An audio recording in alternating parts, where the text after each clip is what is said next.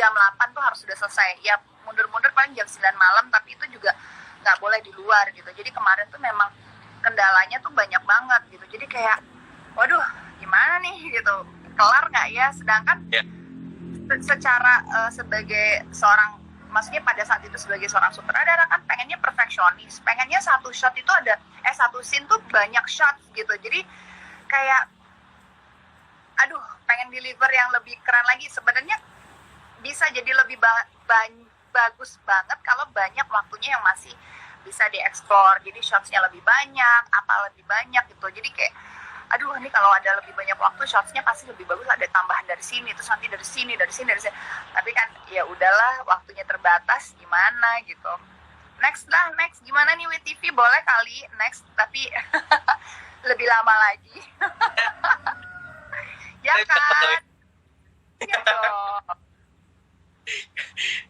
Kak, tapi waktu ini kan dalam 2 tahun akhir lah kita sebut, ini kan kita konten utamanya adalah agama ya, religi gitu.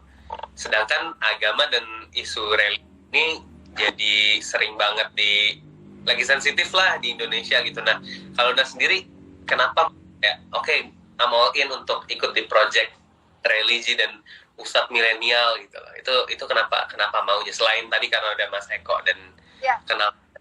Gini juga sih, kalau menurut aku, karena dari sudut pandang yang aku lihat gitu, bahwa Ustadz milenial ini tidak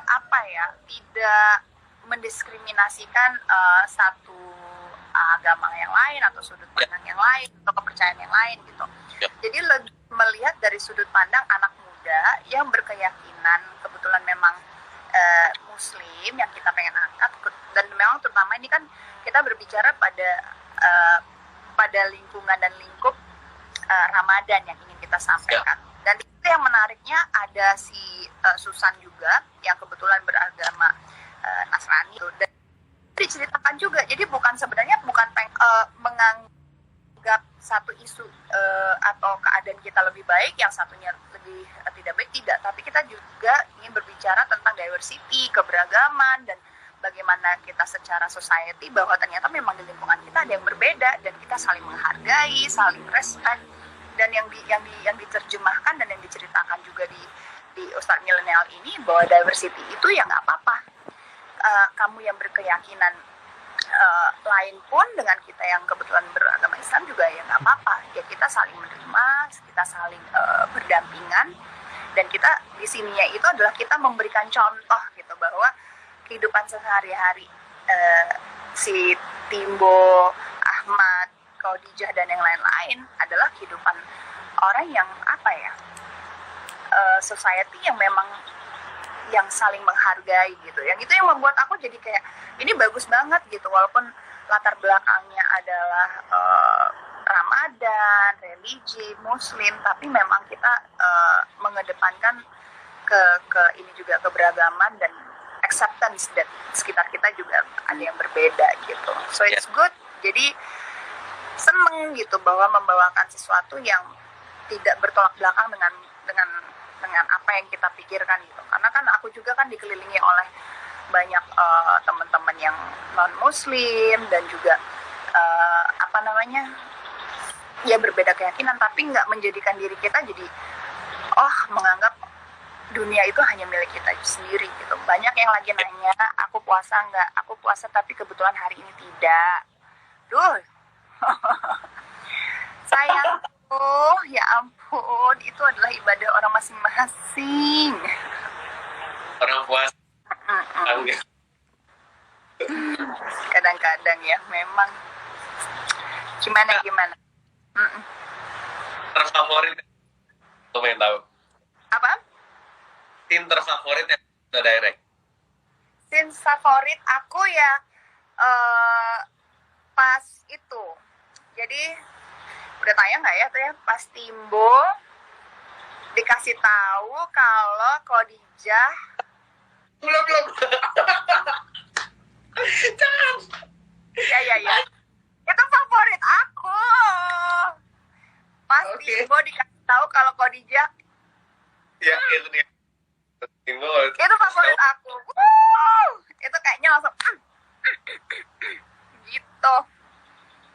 Aduh, tidak sabar sih Beneran. aku sih. Ya Karena kan? emang, ya, karena emang itu nggak ada win-win solution buat semuanya kan, kayak Enggak. Pas itu tuh kayaknya kayak gitu deh pokoknya. Gremes gitu. Perasaan tuh kayak uh di titik itu semua gak bisa semua diceritain sih. iya, Harus semua nonton, beneran. semua karakter yang terlibat di scene itu emosinya udah ngaco semua tuh. Makanya kalian semua Yang pas nonton gitu kayak kan lagi di monitor gitu. Ih, gemes banget. Ini pasti kalau misalkan teman-teman pada nonton ya episode itu yang dimana kalau misalkan Timbo baru tahu kalau Khadijah gitu, aku nggak boleh ngomong karena ini spoiler. ya. Ya udah. Jadi kalian semua harus ya Bener. TV biar bisa nonton lebih cepat dan nggak dapat spoiler dari orang lain. Itu Bener banget. belakang ini makin gokil, dari percintaannya, dari workshopnya. tambah seru dan apa ya, simple tapi ngena gitu loh, simple tapi bikin gregetan, bikin penasaran karena small touches atau small touch yang ada di situ itu bikin kayak kecil-kecil tapi kayak aduh kok gitu sih, aduh gemes gitu mengaduk-aduk perasaan.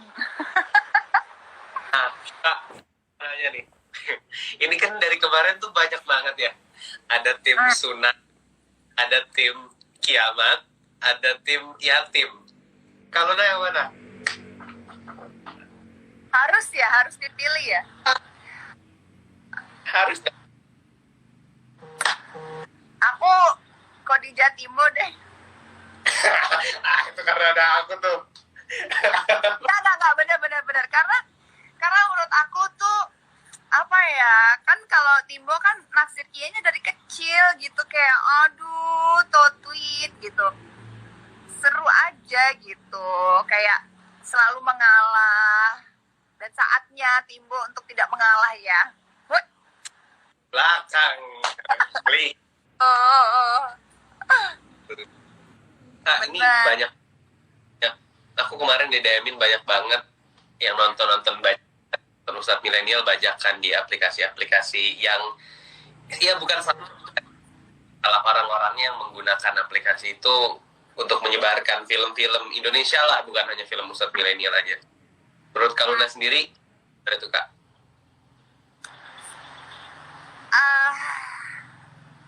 Kayak ini sih, kayak ini ya, apa ya, sedih dong pastinya ya. Kalau mau marah pasti marah banget karena kelihatan bahwa di mana letak apa ya, hati nurani juga ada di situ. Kedua juga ini masalah edukasi yang sangat menurut aku tidak merata dan tidak dipahami oleh banyak orang, bahwa apa ya, bahwa bekerja untuk membuat satu karya itu effortnya itu atau tenaga yang dikeluarkan dan berapa banyak orang yang ada di dalam sana itu juga effortnya gede banget gitu. Jadi karena ketidakpahaman orang-orang ini dan sangat tidak punya apa ya, hati, karena kalau tidak punya hati artinya tidak ada informasi yang cukup bahwa mereka harus bersikap bagaimana gitu. Jadi menurut aku tuh kayak sesuatu yang bikin kesel, bikin marah, dan it's a crime gitu loh. Ini adalah satu kejahatan bahwa itu kalian sudah mencuri, sudah tidak menghargai kerja keras orang. Mungkin terkesannya simpel, apa sih cuma download doang gitu. Tapi di situ letak bahwa kita tidak punya knowledge yang cukup bahwa kerja keras seseorang itu harus kita hargain, harus di value juga dengan cara mengunduh atau menonton dengan jalur yang benar gitu, bahwa itu salah satu tanda respect kita terhadap orang yang udah berkarya dan juga melakukan apa ya, berkontribusi terhadap perputaran ekonomi gitu loh. Jadi pada saat kita berkontribusi, artinya lapangan pekerjaan tetap ada buat banyak kru gitu. Karena ini kan cycle-nya kan lumayan gede ya gitu. Sampai bahwa dari PU tukang masak pun itu juga cycle itu masuk ke dalam situ. Dan pada saat dimana ada orang-orang yang tidak bertanggung jawab, menganggap pekerjaan enteng, ya artinya kalian sudah melakukan kejahatan sih. I think ya gimana ya, tapi di dalam satu sisi juga saya paham bahwa mereka kayaknya nggak paham gitu bahwa itu sesuatu yang tidak boleh gitu. Itu masalah edukasi lagi sih. Masalah bukan edukasi secara informasi aja ya, tapi secara apa ya, secara individu juga kayaknya bukan orang pinter. Kalau orang pinter pasti mereka tahu apa yang harus mereka lakukan gitu. Iya sih, padahal nonton di WTV gratis. Iya kan? Kayak apa alasan kalian untuk tidak nonton? Padahal dapat kesempatan untuk di platform aslinya, bisa dengan resolusi yang paling asik, bisa dapat feature flying comment, bisa, karena buat aku sendiri kemarin ngobrol sama Prilly kan, feature flying comment ini nih ngembaliin experience kalau kita di bioskop ketawa bareng sama penonton-penonton yang lain gitu. Itu kan itu sebenarnya buat aku sih itu ngembaliin banget experience itu di bioskop kan. Jadi bingung sendiri kayak udah ada yang gratis, lu masih minta lagi yang lu masih mau nyari yang bajakan gitu kan. Ini bener sih kata Kaluna tadi, masalah edukasi, karena mungkin mereka nggak ngerti apa yang mereka lakukan itu salah kali ya. Tapi ya semoga orang-orang dalam banyak hal gitu, dalam banyak hal pada saat kita menjadi orang yang maaf gitu, kurang berpendidikan, dalam banyak hal juga informasi itu jadi nyampenya tuh nggak akan nyambung gitu loh. Jadi kita nggak cuma berbicara masalah orang gini, semakin kita punya wawasan, semakin kita berpendidikan, semakin kita punya knowledge, kita tahu gitu, bisa memilah dan memilih oke, ini adalah hal yang tepat untuk kita lakukan, ini tidak gitu. Oke, melakukan kesalahan nggak apa-apa, diperbaiki, oke, kita tahu lagi informasinya. Oh, kenapa sih nggak boleh ngebajak, kenapa sih nggak boleh ini. Nah, kita kurangnya kita sebagai manusia kurang dalam hal itu, automatically kita menyerap banyak hal, informasi itu jadi setengah-setengah gitu. Ini nggak hanya berhubungan dengan pembajakan, gampang emosi, gampang terprovokasi gitu, artinya kan kita ya karena gimana ya, daya serap informasinya juga jadi pendek gitu. Terus banyak hal gitu, gampang ngebully itu juga karena nggak paham, gampang ngebully gitu, jadi gampang ngomong atau ngomong sesuatu yang menyakiti orang gitu. Jadi ya hal-hal yang kayak gitu juga jadi nyambung gitu, banyak hal gitu. Terus mannerismnya juga jadi kurang gitu. Mannerism itu mannerism bahasa Indonesianya apa sih?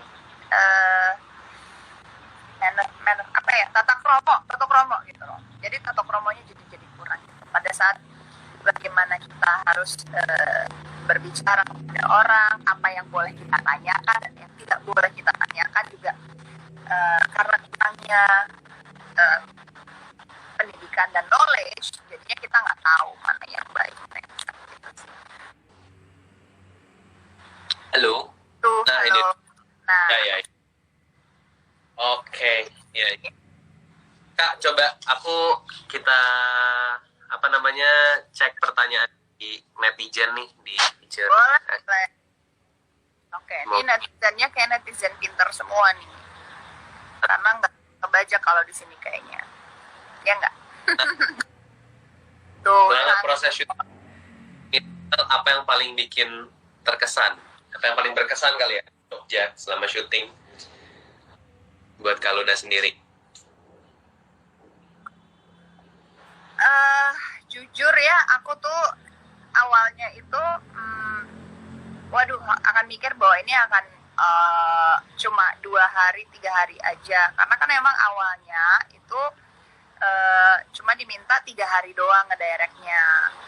Tapi karena seru dan biasanya kan aku kalau udah dive into something yang apa ya, tahu aku suka nih, aku bilang kayak ya udah deh, akhirnya jadi 5 hari deh ngedirectnya, dan it was so fun. Kayak apa ya, kayak aku kan udah lama banget nggak ke set ya as a director, udah lama banget. Terus pada saat balik lagi ke set sebagai sutradara tuh kayaknya langsung awalnya tuh agak kagok gitu ya, soalnya takutnya kan aku masuk di tengah ya. Kalau Mas Hanung kan sempat masuk di awal ya. Ya. Ada nggak sih? Ada. Halo? Aduh. Jadi, Iya.